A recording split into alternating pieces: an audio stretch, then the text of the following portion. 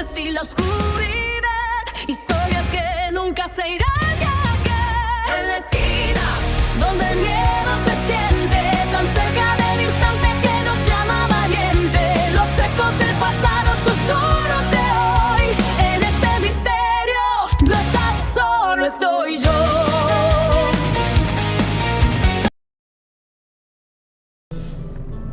Buenos días, buenas tardes o buenas noches según el momento y lugar de donde nos estés escuchando o viendo, y bienvenidos a En la Esquina. Hoy es un programa un poco distinto. Vamos a mantenernos en la línea de los especiales del Imperio Carolingio o el Sacrosanto Imperio Romano Germánico. Tuvimos un primer episodio donde hablamos de Carlomagno y las bases del imperio. Voy a hacer en los próximos días dos especiales, si ustedes lo quieren, los reyes otonos, los emperadores otonos, especialmente el primero y el tercero. Pero hoy vamos a hablar de la política de los 7 electores. Vamos a dar un salto hacia adelante porque esto es interesante. En el anterior vimos la sombra de Roma, es decir, cómo se trató de construir el Sacrosanto Imperio Romano Germánico en base a lo que podríamos llamar que fue la estructura romana. Y de hecho aún hoy gran parte de la estructura política de Occidente desciende de Roma. Conceptos como Senado, ciudadanía, todo eso fue adoptado por los diferentes, vamos a llamarlo así, gobiernos que sucedieron a Roma, eran lo que conocían, y se ha redactado constantemente. Entonces, el imperio carolingio, creado por Carlomagno, entra en el año 1250 tras la muerte de Federico II en una crisis. Federico II fue uno de los emperadores más importantes de la historia. Lo hablaremos en el siguiente programa, es decir, la próxima semana. Y su desaparición provoca un vacío. El problema fue conocido como el Gran Interregnum durante 1250 y 1273. Es decir, durante 23 años el Imperio Romano, el Sacrosanto Imperio Romano Germánico tiene lo que sería llamado una posición vacante, es decir, no habría emperador. Finalmente esto pasa y en 1356, bastante tiempo después, la solución es la bula de oro de 1356. La toma el emperador Carlos IV. Es una decisión radical. La función del documento es una constitución primitiva, formal, de las primeras constituciones conocidas por la humanidad del imperio, ya que crea una estructura que es superior a los monarcas. Es una estructura que se piensa muy erróneamente que durante la Edad Media todos los gobiernos fueron absolutistas. Y sí, fueron absolutistas, pero el poder absoluto tiene límites. Un día lo podremos ver más adecuado. Está el derecho de la gente, tradiciones, el sentido de justicia, la capacidad de hacer cumplir tus decretos. Porque gobernar no es tan fácil como las personas creen, y muchas veces terminan pensando que los empresarios pueden gobernar. No vamos a entrar en temas sensibles. Ahora, la función del documento es simplemente que no se hereda. Es decir, ya no es automática la herencia. ¿Por qué? Bueno, porque se vio que no necesariamente la herencia es la mejor parte, ya que no hay garantía de que un buen emperador o un buen rey sea sucedido por otro buen rey. Pero también, ¿qué pasa cuando las sucesiones no quedan claras? Entonces no existe una forma de dirimirlo, y se ha visto a lo largo de la historia, lo que significa que la estabilidad que pretende vender la norma de sucesión, y disculpa, perdí un momento la idea, no es tal cuando es por sangre. Segundo, Y esto es muy importante porque si recuerdan el programa anterior sobre el Imperio Romano, Carlomagno, al coronarse y obtener legitimidad, también crea la lucha interna del gobierno entre la Iglesia y el Estado, representada por el Papa. Y hay una frase que les mencioné, que salen dos soles en Europa: Carlomagno como emperador y el Papa como el que le da legitimidad. A pesar de que no tiene el poder militar para desafiarlo, le da la legitimidad política. Ahora, esta gula, la gula de oro, excluye al Papa. La elección es válida por sí misma. Es el primer gran desafío al derecho divino. El Papa no puede decir nada porque es electo por sus iguales. Princeps viene del príncipe, primero entre sus iguales. Se establece también el concepto de mayoría simple, es decir, hay 7 electores, 4 basta para ganar. El poder absoluto regional, los electores reciben inmunidad. Se crean ya los primeros conceptos de federación sin serla como tal. A pesar de que las entidades o los principados eligen al emperador, el emperador tiene un poder relativo sobre la autoridad territorial del príncipe. Es decir, no gobierna directamente sobre el príncipe tiene control dentro de límites de su territorio. Ahora, solo 7 hombres en toda Europa poseían el derecho a elegir gobernantes. Es decir, solo 7 personas votaban. Olvídense de la época en que las primeras repúblicas votaban los ciudadanos, o que las repúblicas modernas. No, aquí eran 7. ¿Y quién elegía esos 7? Nadie. Vamos a desglosar las personas que tenían derecho a voto. El primero es el arzobispo de Maguncia, no de Magoria, Maguncia, o el archicanciller de Alemania. Es el responsable de convocar la elección, fija fecha y es el último en emitir su voto. El desempata. La elección por decreto siempre debía ser en Frankfurt. Y esto lo podemos ver que la gula papal también toma parte de estos elementos cuando se elige al Papa. O, como ven, el concepto de príncipes electores se mantiene aún en el Vaticano. El segundo es el arzobispo de Colonia. Era el archicanciller de Italia.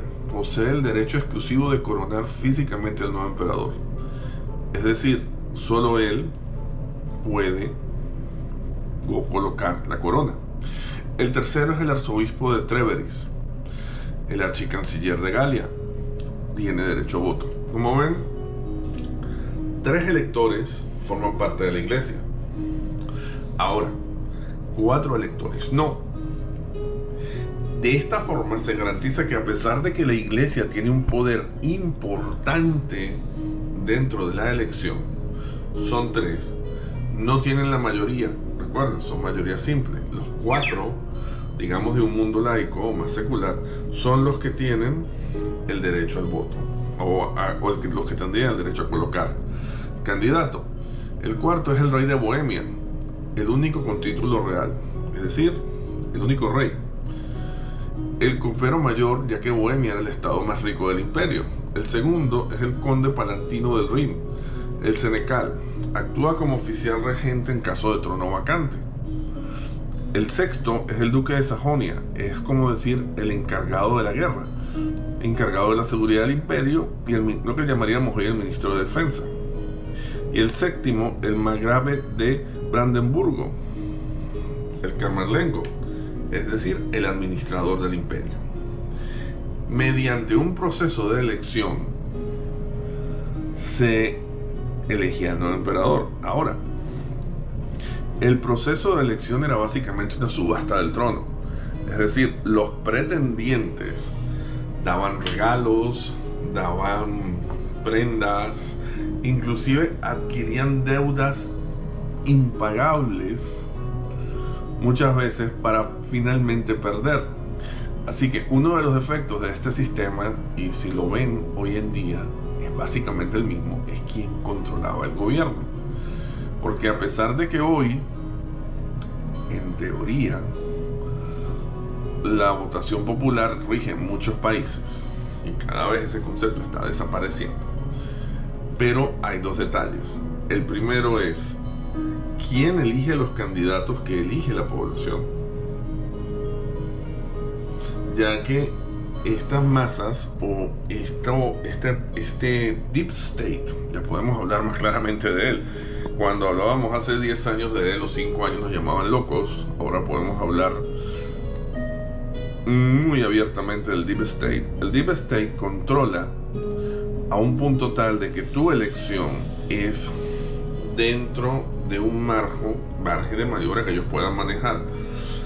Que todo está controlado, más o menos. Siempre pueden haber sorpresas. Ahora, ¿qué es lo cierto? Hay un espectro que el Deep State está dispuesto a controlar o dispuesto a tolerar. Si tú no entras dentro de este espectro, o el candidato no entra dentro de este espectro, no hay forma de que gobierne.